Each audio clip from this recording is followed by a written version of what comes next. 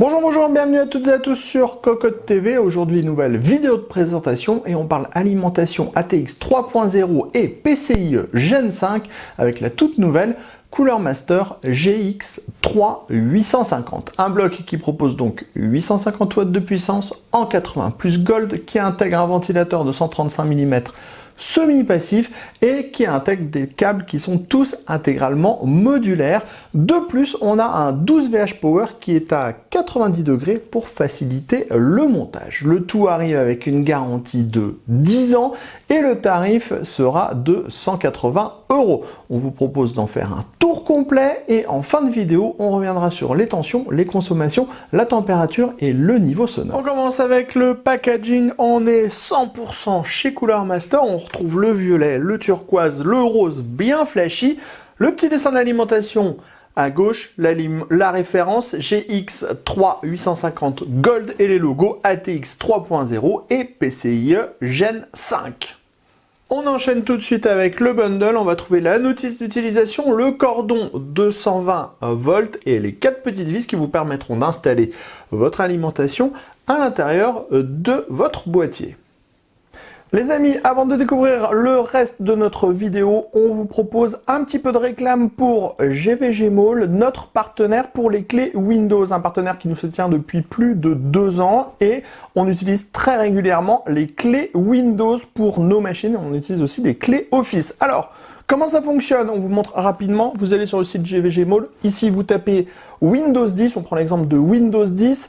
Ensuite, hop, petite vidéo ici qui va vous expliquer comment ça fonctionne.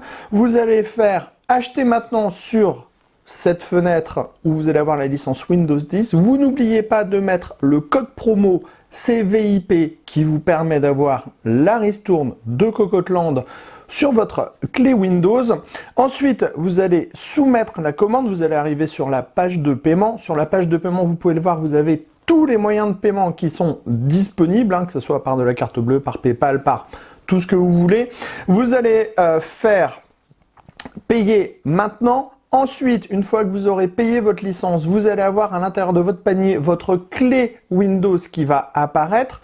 Et là, il suffit juste de copier votre clé Windows et de la mettre sur votre produit Windows 10 pour pouvoir tout simplement activer votre Windows et utiliser pleinement votre licence Windows 10. Donc, vous avez vu, 40 secondes à peu près et le tour est joué pour avoir une licence officielle pour votre PC. On passe maintenant à la connectique. Sachez qu'on va retrouver deux types de finition avec des câbles plats pour tout ce qui est ATX, CPU, PCI Express, SATA, Molex, et on va avoir une finition avec de la gaine thermo plus de la gaine nylon pour le 12 VH Power. Au niveau des connecteurs disponibles, on va retrouver un 24 broches ATX, deux 4-8 pins CPU, on va avoir 3 brins avec à chaque fois une prise PCI Express 6-8 pins, on va retrouver 2 brins avec 4 prises SATA, 1, 2, 3, 4, c'est exactement ça. On va ensuite avoir un brin avec 4 prises Molex. Et enfin, on aura un dernier câble, celui-là, le 12 VH Power, mais on va y revenir tout de suite. Comme vous pouvez le voir, ce câble 12 VH Power est quelque peu différent, déjà dans sa finition par rapport aux autres câbles, mais surtout puisque le câble ici, au niveau du connecteur, est à 90 degrés pour éviter tout simplement de tordre au maximum le câble. Donc ça, c'est plutôt une bonne idée. Ça va permettre d'avoir en plus un meilleur rendu au niveau du montage de la carte graphique. On vous donnera notre avis sur ce câble 12 VH Power dans le test complet très prochainement. On passe au bloc d'alimentation en lui-même sur notre cocotte balance 1709 grammes, la profondeur 160 mm. Donc on est sur un bloc qui est un petit peu plus imposant que la moyenne.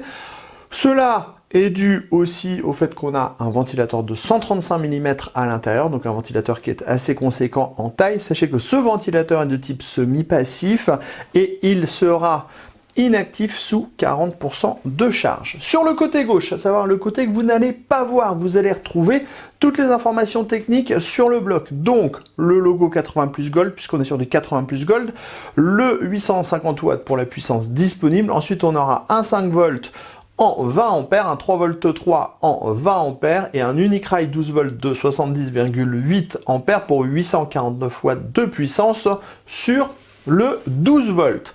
À l'avant, quand on va légèrement tourner le bloc, on va retrouver tous les connecteurs à destination des différents câbles de l'alimentation, à savoir ici tout ce qui va être pour carte graphique, CPU, carte mère, et ici pour tout ce qui va être SATA ou Molex. Si on tourne un petit peu plus le bloc et qu'on passe du côté qu'on verra avec le boîtier, on va retrouver le marquage GX 3850 tout simplement. On va continuer à l'arrière. À l'arrière, on va retrouver une grille d'aération avec un interrupteur, le dispositif pour mettre la prise. On va maintenant passer sur le bloc en lui-même, histoire de découvrir la grille alvéolée que nous propose Cooler Master avec un petit logo au centre. On a une grille fine de type nid d'abeille, en dessous le ventilateur de 135 mm. Et on voit que le ventilateur de 135 mm est assez travaillé sur les bords pour guider le flux d'air.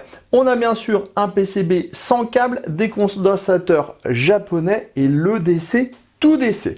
Alors attention, c'est pas terminé, on va tourner le bloc juste comme ça pour découvrir à l'arrière, sur le dessus, normalement, la partie qu'on devrait voir aussi si vous n'avez pas de cache alimentation, on découvre ce logo Cooler Master en gris avec deux éclairs, un gris, un violet. C'est plutôt assez joli. Un petit récap, on est donc sur la GX3 850, 160 mm de profondeur, ATX 3.0, PCIe 5.0. On aura un unique rail 12 volts de 70 ampères, donc ça c'est plutôt pas mal. Ensuite on est sur du 80 plus gold avec des condensateurs 100% japonais, le DC tout DC, un ventilateur de 135 mm fanless sous 40% de charge. La garantie est de 10 ans et on a ce fameux connecteur qui est à 90 degrés au niveau du PCIe Gen 5 qui devrait permettre du montage un petit peu plus simple et un petit peu flou. C'est normal, on est en super close-up.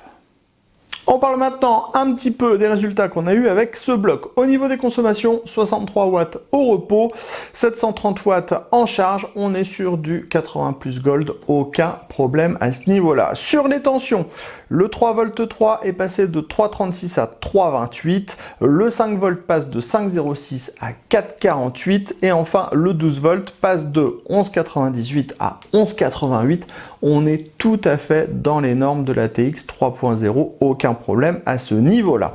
Au niveau des températures, on a un ventilateur qui est semi-passif, donc qui fera zéro bruit quand on ne sera pas en charge. Quand on va mettre l'alimentation en charge, il va falloir un certain temps pour que ce dernier se déclenche, ce qui va faire que le bloc va chauffer un petit peu plus que la moyenne.